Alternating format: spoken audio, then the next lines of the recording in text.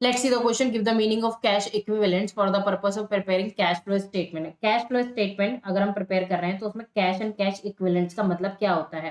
तो देखो ये cash and cash, sorry cash equivalents का, कैश एंड कैश नहीं, कैश का तो पता है, ये कैश तो वही तो जो कैश इन हैंड होता है। कैश इक्विवेलेंट्स क्या होते हैं, मतलब ऐसी कौन सी चीजें हैं जिनको हम कैश के बराबर ही ट्रीट करते हैं। तो देखो जो सबसे ज्यादा लिक्विड होती है ना नेचर में, जो एसेट सबसे ज्यादा लिक्विड रहेंगी, मतलब लिक्विड का मतलब ये होता है कि जितनी जल्दी उनको कैश में कन्वर्ट किया जा सके। लिक्विडिटी का मतलब जितनी जल्दी वो लिक्विड हो जाए, कैश में कन्वर्ट हो जाए।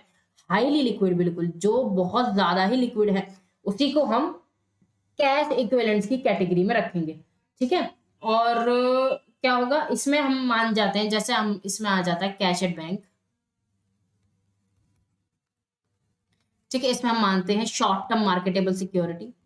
वैसे इसमें जब तक मार्केटेबल सिक्योरिटी के बारे में कुछ ना कहा जाए तब तक उनको शॉर्ट टर्म ही माना जाता है और उनको एक कैश इक्विवेलेंट्स में ही ट्रीट किया जाता है।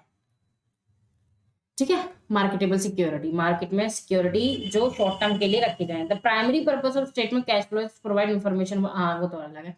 सो ये अपना हो गया जैसे शॉर्ट टर्म डिपॉजिट, हमने कहीं पर क्या किया हुआ, डिपॉजिट किए हुए शॉर्ट टर्म, बिल्कुल जो तुरंत आप जाके पैसे निकाल सकते हो।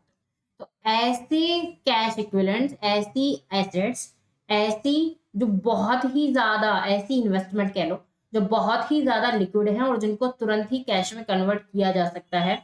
और हो सकता है आप अगर उसको तुरंत कैश में कन्वर्ट करवा सको तो आपको थोड़ा रिस्क भी रहे वैल्यू का, कम वैल्यू मिले, लेकिन वो लिक्विड तो है। ठीक है। तो ऐसी को ही हम क्या कहते हैं, कैश इक्विवेलेंट्स कहा जाता है। And I hope this is the proper explanation to this question.